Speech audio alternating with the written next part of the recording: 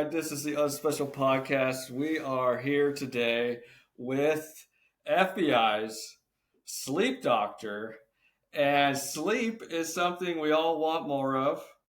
We all could use some help with, and it's something we all desperately need, Mhm. especially for our listeners who are raising kids with special needs. Sleep is something that goes by the wayside many times, and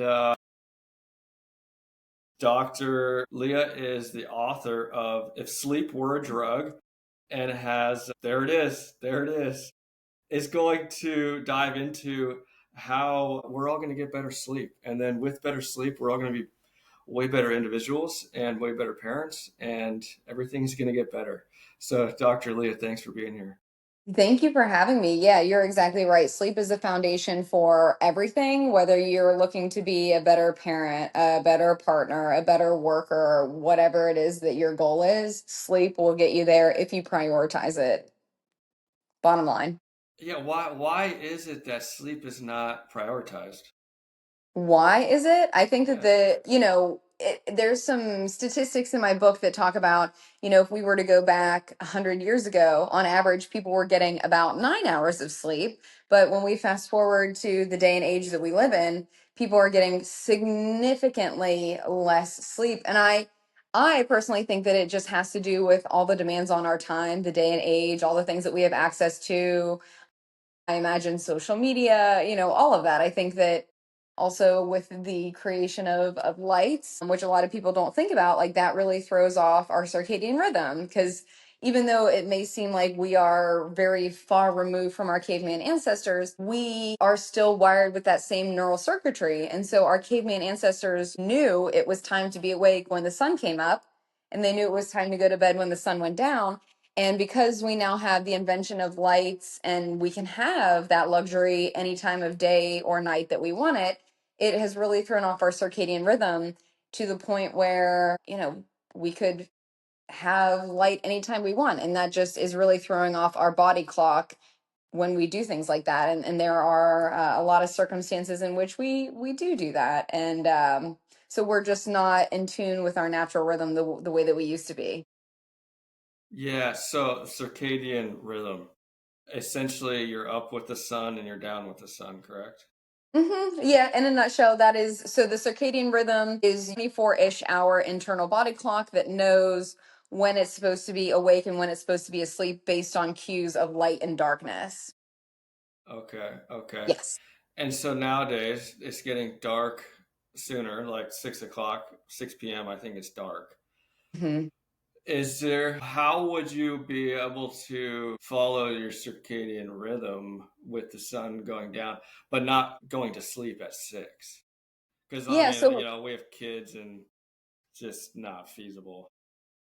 well, right. And I don't expect people to do that with such a drastic change, right? Of like in the summertime the sun is probably setting around like 8:39, and now when we are getting into the winter hours, especially depending upon where you live, the sun may be setting really quite early and definitely just not a reasonable time for you to be going to sleep. So you can still play with light and darkness, and that's what I was talking about with the artificial lighting that we have, is figuring out when you want to go to sleep. So say for example, if your bedtime is 9 o'clock but the sun is starting to set at 6, well, instead of turning on all of our lights in our house and making it kind of like a stadium, which is a problem that a lot of people have, but Mhm. maybe instead we have more natural lighting, or I should say more softer lighting. So instead of overheads, maybe we use lamps. For me, I have lamps that change colors. So I have like very soft or even red and amber light. That's really Okay. beneficial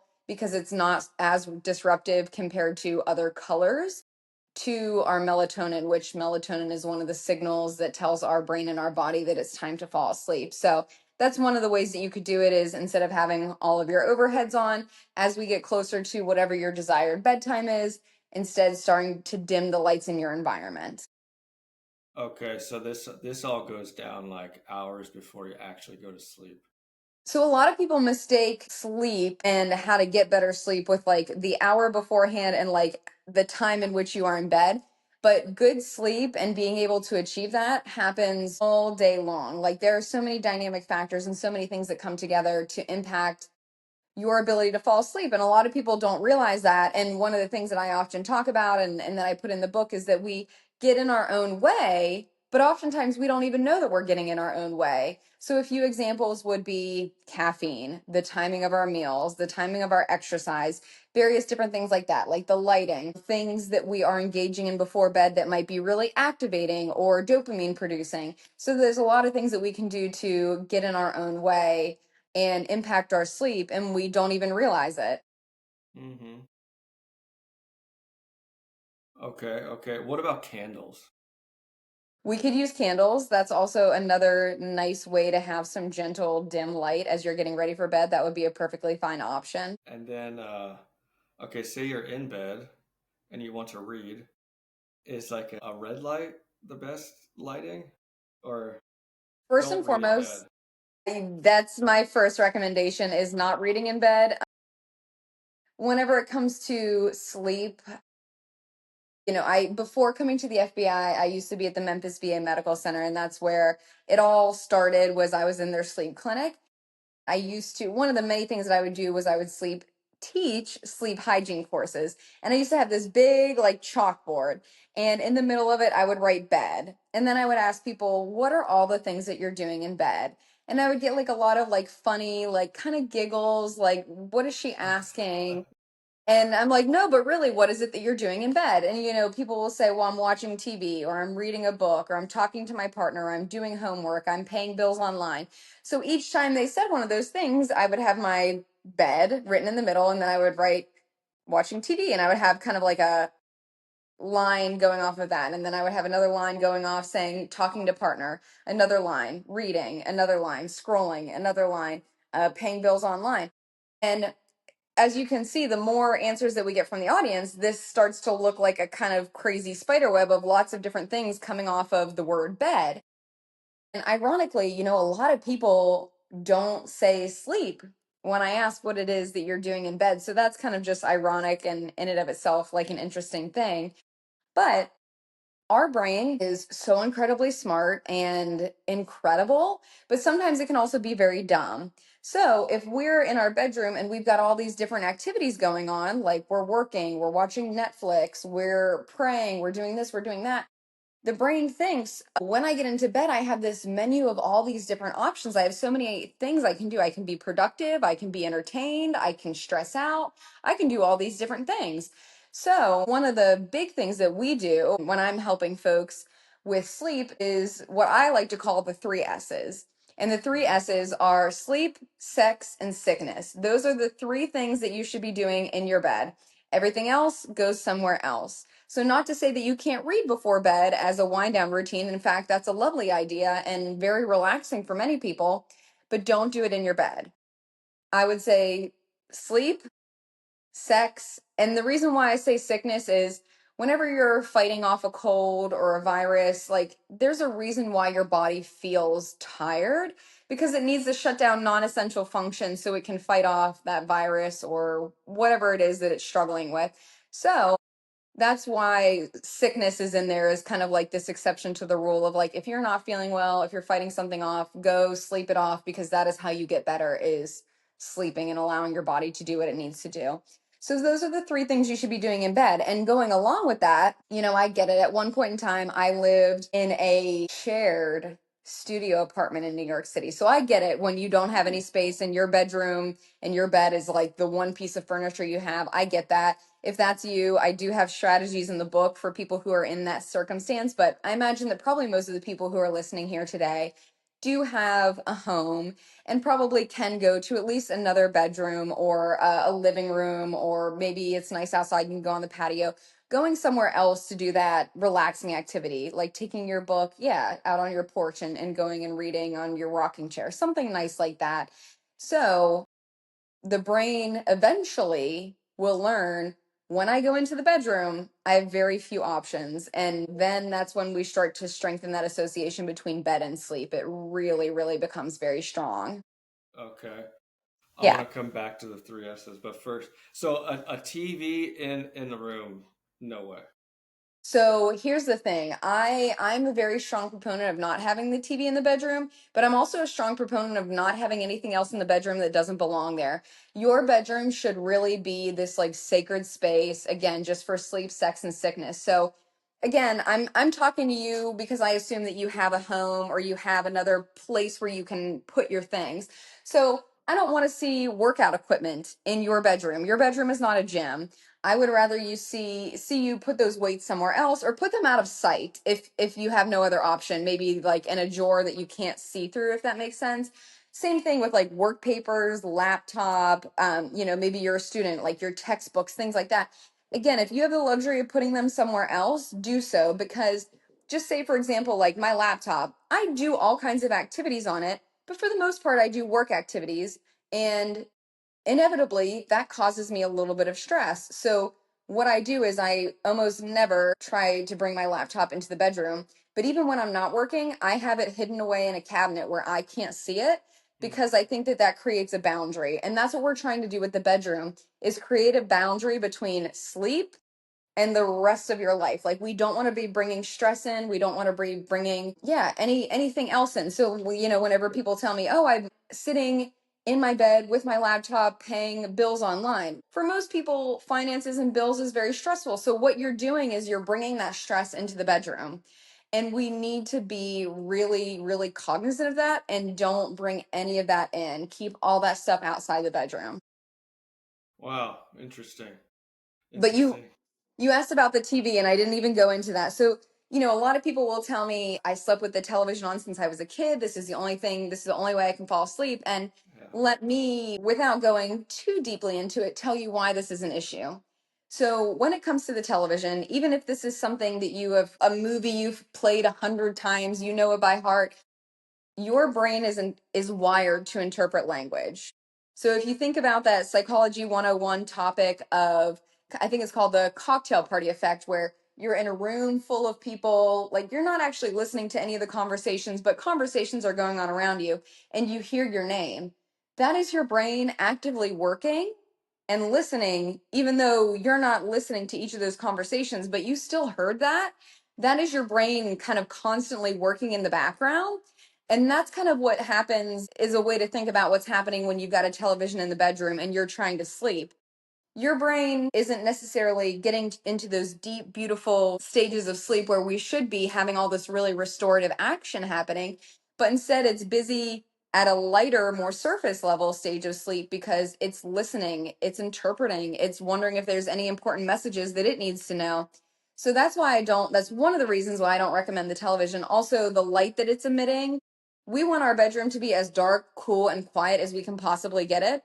And so when you've got the TV going, there's light being emitted from it, even if it's on the dimmest setting, there's movement, there's kind of flashing. Those, even if your eyes are closed, that still causes kind of micro stressors and micro awakenings. Again, not worth it. Turn the television off. And then, sometimes the programs are like this, but the commercials are like this. That is just, and it feels like right at midnight, like they start to do that. So I just highly recommend that people don't have a television in their bedroom. And I know that that's challenging for some people. And if you're that person who's listening, who's been a TV watcher your whole life, maybe try doing a sleep timer for 15 minutes. Do that for a week. Then maybe a sleep timer for 10 minutes. Do that for a week. Then 5 minutes. And then eventually take that out of the bedroom and do baby steps towards it. Because I get that that can be a big change for folks. But it really is something that can change your sleep drastically once you get used to that change. Yeah, yeah. So to implement some of these changes, definitely baby steps. Don't just check the TV out right away. Yeah, if you're someone who you depended on this your whole entire life, you're probably going to have a hard time, and you will need a bit of an adjustment period. But I promise you that once you get there, it's not as drastic as you think. You will be okay. Okay. And then how about sound machines? Sound machines are fine. So the reason why I don't endorse television watching, and then I also don't endorse music, whenever it comes to like music that you really like or with lyrics, your brain again is listening. Like it maybe likes that song. It wants to sing along instead of drifting off into sleep. There's some research out there to show even like instrumental music can be interesting for the brain because the brain is wondering what's the next change and the tempo and the pattern and the this and the that. And so I think that there's a continuum, right? Of like the TV is probably the worst possible thing you can do. And then like music with lyrics, music without lyrics. And then we can get into like what I would recommend would be white noise, colored noise, if that speaks to you. I have no problem with like nature sounds, things that you would find like rain, thunderstorm, ocean sounds, crickets, things that you would naturally find if you opened up your window. So I think that there's a continuum. And then, there's a lot of people who silence does not feel safe for them. It doesn't feel calm or comforting. And so that's okay. Like you don't have to have silence. And for a lot of people that's just not an option. Maybe you live in a very trafficy area or you live in an apartment complex and maybe a little bit of sound like a white noise is a good option for you because it's drowning out some of the extraneous noises. Yeah, interesting. So in my room, I have a bed, a dresser. I have a 1 year old, and he's in his crib, and we have a sound machine. Yeah, All that's in there. bare bones. I love it. That's how mine is too. There's nothing in there and that is how it should be. Yeah, so like the analogy that comes to my head is all day long you got a bunch of tabs open, and Right. leading up to bedtime you need to start eliminating all the tabs. And then finally you get to your room, the sacred place, where there's nothing and your tabs are closed, then you should have good sleep. Exactly. And you can even think about sleep as kind of like restarting the computer, right? Like it needs that. It maybe needs to do like software updates. It needs to like, get rid of the like gunk and junk and things that it's like accidentally downloaded from the internet all day. So I think that like I agree with you completely about the tabs being open and starting to close more and more. And then I think the active sleep is also like resetting your computer or That's well said. restarting it. Yeah, I think that that's a great analogy. Okay, so sleep, sex, sickness, intimacy, sex before bed, good for sleep or bad? Is there a better time for it?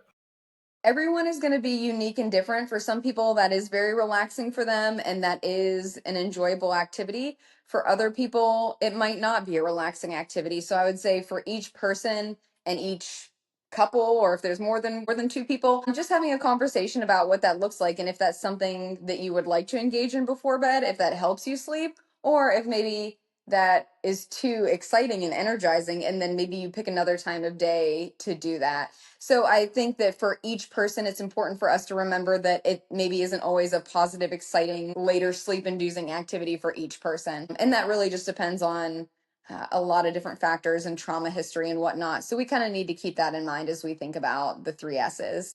Yeah, yeah. What would you advise? I know a lot of our listeners spend, late night hours when their kids are sleeping thinking about their kids and their well-being and all the therapies they could be doing or not be doing and doing tons of research and all that. How would you advise them to be able to wind that down? And I'm sure that plays into your work with the FBI and all the people you help in the trauma and stress that they see. Like, how do you like Yeah. calm the mind? Yeah, I think that nobody is immune from stress, but I do think that each person has various different stress levels and also what's going on in your life right now. What is it that you're going through? What are the speed bumps that you're hitting right now? And I would say that yes, our ability to wind down before bed will 100% impact our ability to fall asleep and to stay asleep throughout the night. So, like I said, good sleep doesn't just happen in like the hour before bed and like when you're in bed, but it happens all day. So if you're someone who is feeling very stressed about things, what is your stress management techniques in general? And like right now, I just have a psychologist hat on of talking to you in that way. Like, are you someone who pushes down your stress? I'm not going to think about it. I'm going to contain it. I'm going to ignore it. This doesn't exist. And then later things all end up popping out sideways and spilling out in not a good way. Or are you someone who has really healthy coping techniques? Like maybe you yourself have a trusted friend, family member, mental health professional that you talk to. Maybe you do journaling. Maybe you are active on other support groups and talking to other parents of special needs kids. So there's a lot of different ways that you can manage your stress during the daytime, so that by the time nighttime rolls around, you kind of have this a little bit lighter of a sense of, okay, I did the best I could today. And I think that that's going to be a big piece of it too, right? As like being a parent, especially a parent of a child with special needs, like you have to be such an advocate. And that takes a lot of legwork, and that takes a lot of phone calls and emails and researching and doing the best that you possibly can. And I think that we also just need to have some slack for ourselves, because we can often be our own worst critic and say things to ourselves in our mind that we would never say to another human being. And so we need to treat ourselves with some grace and just recognize that whatever the day looked like, I did the best I could with what I had, Hmm. and being okay with that. And I think that, again, sometimes I will ask a person who comes into my office, whenever they're being very critical of themselves, oh, would you say that to your daughter? Would you say that to your best friend? Would you say that to XYZ? And, most of the time the answer is no. You would not say this really harsh, negative thing to another loved one, but we have no problem putting that back on ourselves. And so I think that that is a skill that takes time to learn. And I would say that when you start to notice this very negative self talk, because we all do it to certain degrees, catching that as quickly as you can. And then kind of asking yourself that question that I just asked, like, would you say this to a loved one? Would you say this to your daughter? Would you say this to your mother? Would you say this to your sister? Whoever. And then kind of replace it with a more adaptive statement like, hey, maybe I didn't make that phone call that I wanted to today, but I have good intentions. I'm doing the best I can with what I have right now, given the circumstances. Yeah. Oh, that's good. How about the nights when the kids wake you up and it takes, an hour or two to get them back to bed? And then I would imagine a lot of the times it takes an hour or two for the parent to start winding down again. What are some good things that could happen there? Definitely don't go on your phone. Right. So the phone is, and all the apps and all the colors and everything are meant to be very, very addicting, and they're meant to keep you there as long as possible. They're also very dopamine producing. Dopamine is a neurotransmitter that our brain naturally makes that is addictive. And so, we're not necessarily talking about substance use, even though that is related to that. What we're talking about is, I'm watching funny cat videos. My brain likes this. My brain is releasing dopamine. So I will keep watching more funny cat videos. So that's why social media, especially in the middle of the night, is kind of a no no, because your brain wants you to keep doing that exciting activity, whether it's social media, whether it's gaming, whether it's yeah, watching YouTube, whatever it is, the brain is excited and interested and motivated to do more of that. So, what I like to tell people, and this is an easy one that you could teach to your kids, is when you're awake in the middle of the night and you're having a hard time falling asleep, one of the things that you can do is called the alphabet game. Simple, easy. You can pick any category. And, again, whenever it comes to children with special needs, they often have very particular interests. But maybe you could pick a category like fruits or vegetables or dinosaurs, or I don't know if enough about like trains, but something that interests your kid if we're teaching it to them. And then parents, for you, you can pick whatever interests you, maybe like titles of songs or stores at the mall or whatever. And what we do is, instead of thinking about all the stressors, because that's what our brain wants to do, we focus on the alphabet. So, okay, animals that begin with the letter A. Okay, I'm thinking about an aardvark. Okay, let's move on to letter B. Okay, you could do something very generic like bird, or you could challenge your brain a little bit and do something like baboon, then move on to letter C, and you just keep doing that. And so again, whenever there's kids who have very special specific interests, like for example autism, maybe their jam is dinosaurs. And so trying to make it of interest to them, if they are high functioning enough to be able to wrap their brain around this concept and teach it to them, and you could do it together with them as well.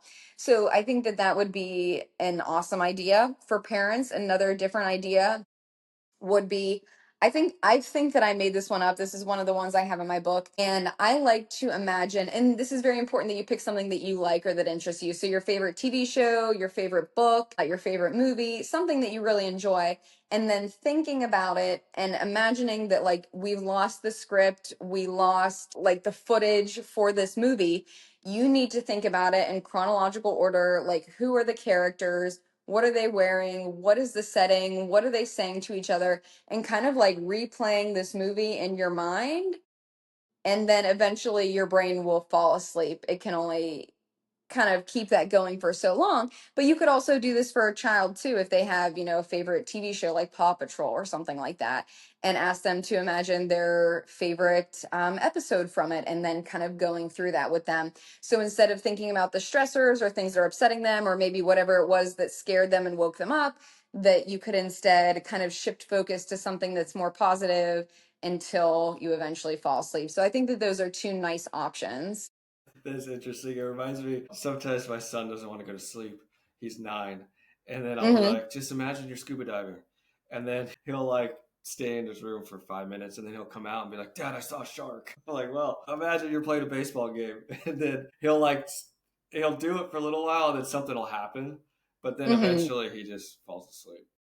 Yeah, and that will be what happens eventually, right? Is like whenever it comes to kids, their attention span is much shorter than ours. So there probably will need to be more prompting or more hand holding, if you will, to do those activities with them. But, these are, I primarily work with adults. And so these are techniques that I teach adults all the time. And, I'll tell you what, they sound simple, right? Like this ABC game sounds so simple. But there are nights, even though I'm the sleep doctor, every now and again I do have a crap night's sleep. And Yeah. when I do, I will use that. Or, I have clients who say, like, hey, I heard you talk about this and I gave it a try and it actually really does work. So, give it a go, even though it might sound silly and kind of juvenile. Yeah, yeah. What would constitute a effective night's sleep? Like hours? For Yeah, so when we're talking about adults, and again, our sleep needs change throughout the whole entire lifespan. So normally, whenever I give a lecture, I have a whole slide and it shows, infants. If you're thinking about infants, are asleep more hours than they are awake. But then our sleep starts to consolidate as we go from toddlerhood into elementary school, into middle school, into teenager. And then as an adult, and again, this is where I spend all of my sleep Mhm. expertise is with adults. For adults, it should be 7 to 9 hours of sleep. 7 to 9. 7 to 9 hours, yes. So, and that's really important to remember that it is of sleep. So it's not that I spent 7 hours laying in bed, but I only slept for 3 of those hours. It is 7 hours of sleep. That's what it is. Right. 7 to 9. But yeah, sometimes people will count just time in bed. And a lot of times, again, people are spending time on their phone or they're reading, like we talked about with the three S's. It's not the time in bed, it is the time asleep. And for adults, it should be 7 to 9 hours of time asleep per night. And then will you go into the different sleep stages? Yes, yes. So we'll go into this and what happens for, and I when I talk to adults I say a normal average healthy sleeper, because whenever it comes to sleep, there may be some people who are already listening right now who know they have obstructive sleep apnea, or they know that they have night terrors or something that's already disrupting your sleep. So I'm going to give you the example of what sleep architecture, that's the same word for sleep cycles, looks like for a normal, average, healthy adult. So, what should be happening is that we will be awake and then we start to drop down into light sleep, and this is called N1. I like to call it the wave of sleepiness, and we know what this feels like. So this is when your eyelids start to droop, you start to kind of get those head nods, maybe something wakes you up, you say, I wasn't asleep. So that is like stage light sleep, stage N1 sleep. That's what that looks like. If we listen to our body and we ride that wave of sleepiness and we go to bed, then we should be moving down into N2 light sleep. So this is still light sleep, but it is a deeper light sleep, if that makes sense. And, I will have a lot of people ask me or tell me, oh, I spend so much time in light sleep. What's the deal? Something's wrong. And again, you and I talked about wearables before we started recording. Whenever it comes to wearables, because everyone and their mother has one today, that always take them with a grain of salt. They're good, but they're not infallible. So always take it with a grain of salt and listen to your body. How are you feeling? That's a very big important piece. So people will tell me, "Well, I spend 50% of my night in light sleep according to my smartwatch." Well, whenever it comes to the different stages of sleep, you will be moving through them throughout the night. And collectively, if we total everything up at the end of the night when we're done sleeping, yes, for you to spend 50% of your night in light sleep, if we've totaled up the whole night, that's not unusual at all because light sleep also has important functions that kind of set us up for deep sleep and REM sleep. So it's not unusual. We're going to be cycling through. So we start with our wave of sleepiness, we go down into light sleep, and then we should be dropping immediately into deep sleep. And I'm going to try and make this as simplistic as I possibly can. When it comes to deep sleep, this is very physically restorative for our body. So I imagine that a lot of people probably plug their phone in overnight and have it charge. And then when you wake up the next morning, you have 100% battery and you can go and use your phone as much as you need to. That's a good way to think of deep sleep. Thinking about you being in your bed is kind of like a charger. It is restoring your energy so that the next day you have the energy that you need to do all these tasks that are being asked of you. Deep sleep is also very, very important for physical restoration. So, whenever it comes to our deep sleep, this is the time when our muscles are relaxing, that our blood vessels are relaxing, that our heart should be relaxing. This is called nocturnal dipping. And this is very important because when we don't get this night after night after night, this is a place where we might start to have cardiovascular issues because our stress levels are so high that at night when we're supposed to come back down and rest, that our body isn't able to do that. So it's very important. Deep sleep is important for that. One of the coolest things that I learned when I was at the sleep clinic was each of your internal organs should have an opportunity to have a rest break. So if you think about, again, the day and age that we live in, we still live very differently than our caveman ancestors, right? Like they may go days without a meal. But in our day and age, it's not unusual for us to be kind of grazing and eating and drinking kind of all day long. And so that means that our digestive organs are constantly churning, they're constantly working, and we're going to be getting micro wear and tear and damage because of that. So when we sleep, and this is why I said that we do a lot of things to get in our own way. If you're eating dinner, and I get it, everybody's different and in your lifestyle and your timing, but if you're eating 2 to 3 hours before bed, if you're eating too close to bed, your body's still working to digest. You're going to stay in a lighter stage of sleep. You're not going to get into a deeper stage of sleep. But also, those organs, because they're busy digesting and working hard for you, they're not getting that scheduled rest break. So, sorry, pancreas, like, not tonight. Hmm. So you can imagine that night after night after night after night, we could end up with some chronic inflammation. We could end up with some gastrointestinal issues, maybe some IBS, if we continue to keep that up. So that's a big problem. Again, I said I was going to make it simple, and yet I have so much to say. So No, I'm no, it's good. It's good. I'm going to try and scale it down. So one other thing that I think is probably the most important, and I think this is probably what most people take away when they come to listen to me, is that your deep sleep is so important for your cognitive health, for your brain health. So, what should happen every night is that your brain shrinks up and cerebral spinal fluid comes from the spinal cord and it comes and gives your brain like this. I used to call it a brain wash, now I call it a brain car wash. And it takes all the gunk and the junk and the misfolded proteins and it washes it away as waste. That should happen every night. And this is very important because think about it in different ways. You probably live in a neighborhood or an apartment complex where maybe you put out your trash and they come on a certain day, they take the trash away, and you don't think twice about it because that's what happens. But if you put your trash out on the curb and the waste management people don't come, well, you're going to still keep making trash. So where does it go? Well, we probably start to pile it up. Well, when it starts to pile up and those waste management folks don't come, maybe it's probably going to start to smell. We might gonna have bugs. We're going to have maybe some just like health issues. Like this is not a good thing to have. So think about that piling up of garbage, but in our brain. Yeah.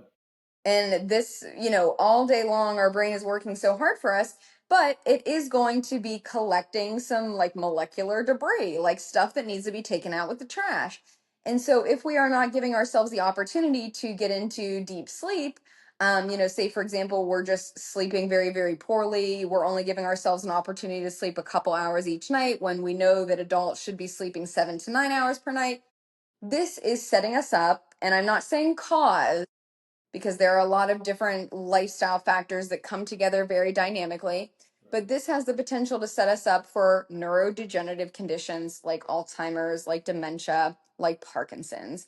So, this is something that, if we choose to kind of treat that sleep as, oh, I'll sleep when I'm dead, whatever, I have too many things going on, well, then that starts to become a risk factor. Whereas if you think sleep is such a high priority, I learned so much here today, I'm really going to start to make sure that I really get the hours of sleep that I need each night, then it starts to look like a protective factor.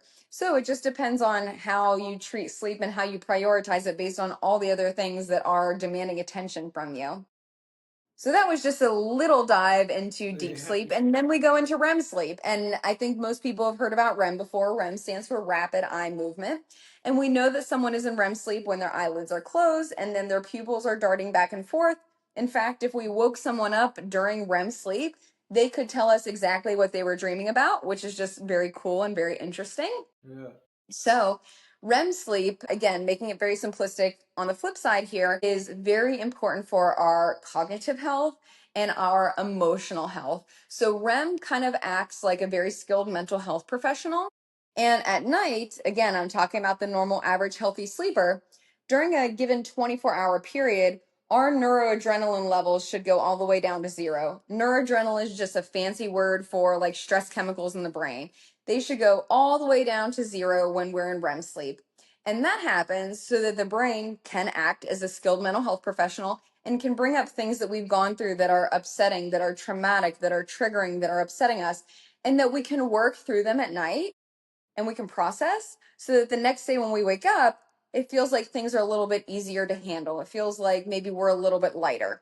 So that's what should be happening during REM sleep. Again, if we are not getting good REM sleep or if we're getting in our own way, so say for example, you're using alcohol to fall asleep, alcohol is one of the most powerful suppressors of REM sleep. Hmm. So, you're not going to get this very important piece.